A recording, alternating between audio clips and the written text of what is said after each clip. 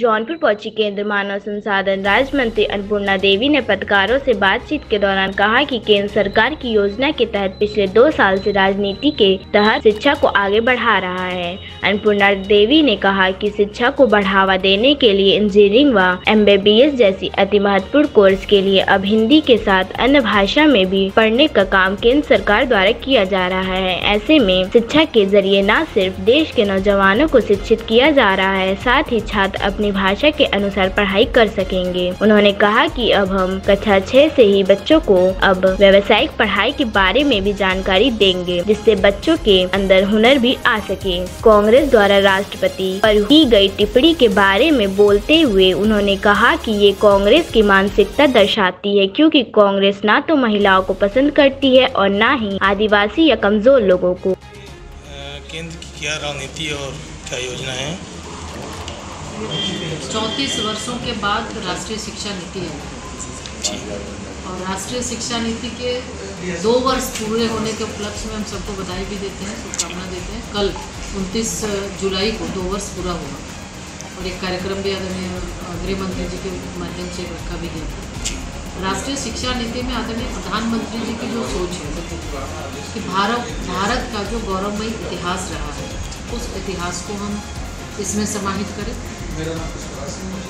21वीं सदी का कौशल आधारित शिक्षा हम बच्चों को दें, ज्ञान आधारित शिक्षा हम बच्चों को दें। सिर्फ ये नहीं कि रटने के लिए हमें पढ़ना है, परीक्षा पास करने के लिए पढ़ना है, ये नहीं, बल्कि बच्चों में जानकारी हो, बच्चे सीखे, बच्चे समझे और समझ कर पढ़े, अपने देश को भी जाने, देश की गौरवमय इतिहास जो रहा है उसको भी लोग जाने। और इस शिक्षा नीति में लगभग हर एक पंचायत, पूरे देश के अंदर सभी पंचायतों से, सभी शिक्षाविदों से सबका राय लेकर ये राष्ट्रीय शिक्षा नीति बनी है। और ये राष्ट्रीय शिक्षा नीति एक महज ग्रंथ नहीं, बल्कि इसको आप ग्रंथालय कह सकते हैं। एक एक शब्द में राष्ट्रीय शिक्षा नीति का जो उद्देश्य है, जो मकसद है, उसमें ये दिया गया है। और हम भारत सरकार के माध्यम से, शिक्षा मंत्रालय के माध्यम से राष्ट्रीय शिक्षा नीति लागू हो, उसके लिए नीचे स्कूल से लेकर कॉलेज तक हम इस पर काम कर रहे हैं। क्योंकि शिक्षा आप जानते हैं समवर्ती सूची में आता है, राज्यों का भी विषय है, तो इसलिए बगैर राज्य के हम आगे नहीं बढ़ सकते हैं। तो सभी राज्यों से संबंध स्थापित कर, सभी राज्यों से मदद लेकर राष्ट्रीय शिक्षा नीति में अभी नेशनल करिकुलम फ्रेमवर्क बन रहा है, जो इसके अध्यक्ष हैं के कस्तूरीरंगन जी।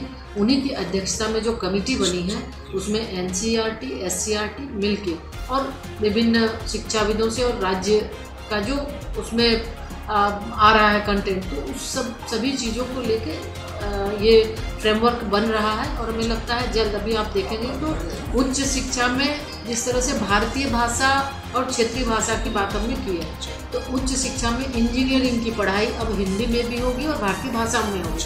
तो पिछले साल से ही उच्च शिक्षा में यह हमने लागू किया है।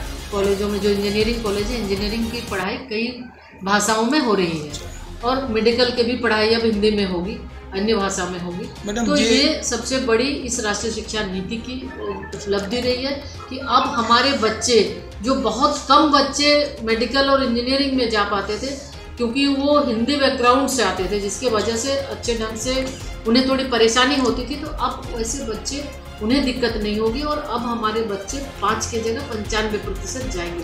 मैडम, एक क्वेश्चन ये है कि बेरोजगारी को लेकर जो शिक्षित बेरोजगार हैं, उनके लिए केंद्र सरकार क्या सहयोग करेगी, क्या योजना? शिक्षा नीति में हम शिक्षा के साथ साथ स्किल की भी बात करते हैं, वोकेशनल एजुकेशन की भी बात करते हैं जी, कि व्यावसायिक शिक्षा भी बच्चों को देंगे। और शुरू से क्लास 1 से बच्चे समझ कर पढ़े, बच्चे हर एक चीज़ों को देख कर समझे।